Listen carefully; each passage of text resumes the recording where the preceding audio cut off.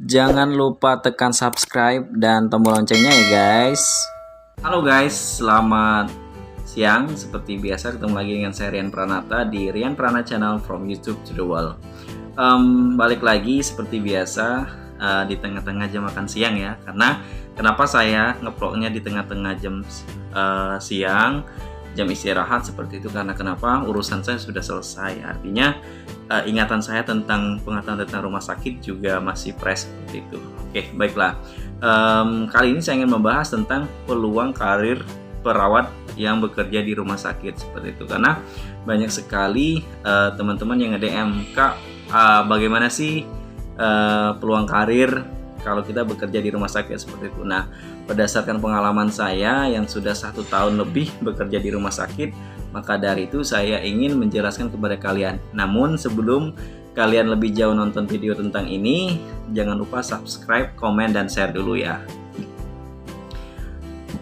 Oke, mari kita bahas bagaimana sih peluang karir seorang perawat yang bekerja di rumah sakit seperti itu. Nah, ini berdasarkan pengalaman saya seperti itu ya. Jika ada salah, silahkan komen di bawah, kita nanti diskusi bersama seperti itu. Karena kenapa? Menurut saya pribadi ini bahwasanya seorang perawat itu mempunyai karir yang sangat luas sekali jika bekerja di rumah sakit. Karena kenapa? Ya namanya kita kerja di rumah sakit ya seperti itu. Karena kenapa ini luas? Karena ada banyak sekali seorang perawat ketika bekerja di rumah sakit bisa masuk ke semua lini seperti itu. Nah, apa aja lini tersebut? Yang pertama, jika kalian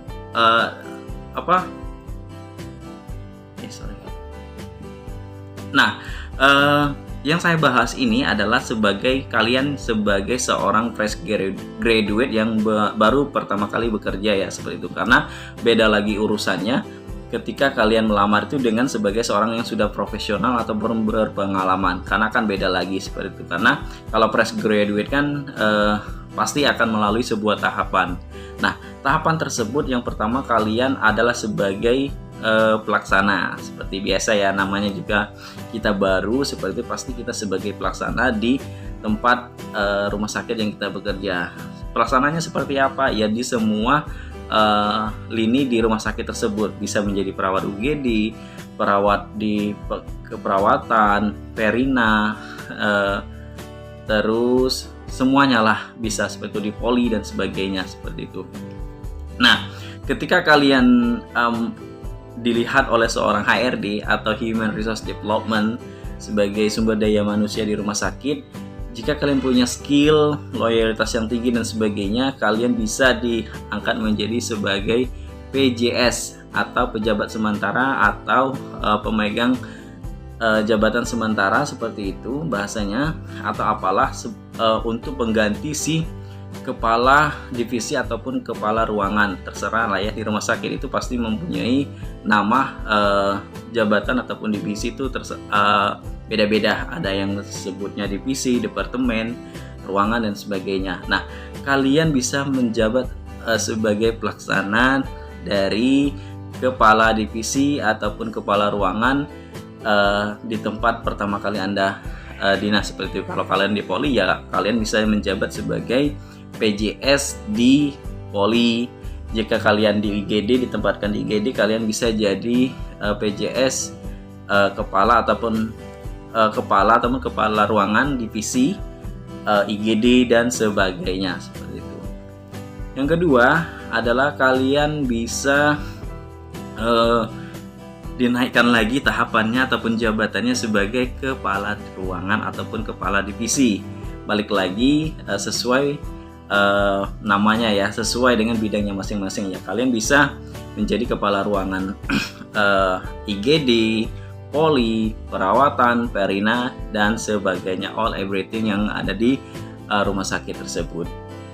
Dan yang ketiga, kalian bisa menjadi seorang komite keperawatan seperti itu ya, yang menangani tentang ya keperawatan lah, hal-hal yang tentang mutu pelaksanaan sebagai perawat di rumah sakit lah, seperti itu. Intinya seperti itu. Karena saya juga kurang paham lebih detail, mari kita juga diskusi, silahkan komen di bawah seperti itu. Selanjutnya kalian juga bisa menjadi mutu penjamin sebagai seorang perawatan. Bisa juga kalian ditempatkan di bagian tersebut. Ya, jadi kalian membahas tentang mutu, bagaimana karyawan, tentang administrasinya, tentang SDM dan dari perawat itu sendiri harus di-upgrade seperti itu ya, karena mengikuti zaman. Karena kita nggak tahu ya, dunia kesehatan itu pasti sangat dinamis sekali ya. Contohnya yang sekarang kita tidak tahu, yang tidak kita terduga adalah di zaman corona. Artinya kan pengetahuan tersebut kita harus cepat tanggap juga. Maka dari itu ini adalah tugas dari salah satu dari komite keperawatan itu sendiri. Selain itu kalian juga bisa menyambi sebagai kepala komisariat PPNI, Persatuan Perawat Nasional Indonesia, di rumah sakit itu sendiri, seperti itu. Nah, dan ini yang terakhir sepengetahuan saya, sebagai seorang perawat, peluang karirnya itu adalah ini yang paling top. Karena sepengetahuan saya, untuk menjadi seorang direktur di rumah sakit itu tidak bisa melalui background sebagai seorang perawat, karena itu harus dokter, seperti dokter harus background dari seorang dokter, seperti itu. Lebih-lebih lagi dia sebagai seorang lulusan dari manajemen rumah sakit atau MARS, seperti itu. Namun untuk paling tertinggi sebagai peluang karir di rumah sakit ya adalah menjabat sebagai kepala bidang keperawatan. Hal ini semua mengatur seluruh keperawatan yang ada di rumah sakit, seperti mulai dari SDM-nya, kemudian teknisnya, kemudian apalagi ya, all everything lah seperti itu, untuk mengupayakan supaya perawat di rumah sakit itu tercipta yang profesional, handal, loyalitas, baik itu secara kepada perusahaan ataupun rumah sakit ataupun kepada pasien itu sendiri. Nah, mungkin itu saja ya guys, peluang menjadi seorang perawat di rumah sakit. Semoga ini bermanfaat bagi kalian yang sedang mencari pekerjaan sebagai seorang perawat ataupun lulusan baru dari sebuah universitas dengan jurusan perawat seperti itu. Karena apalagi di zaman pandemi ini, perawat itu sangat menjadi garda terdepan dalam menanggulangi bencana dari COVID-19 ini. Mungkin itu saja. Thank you for watching.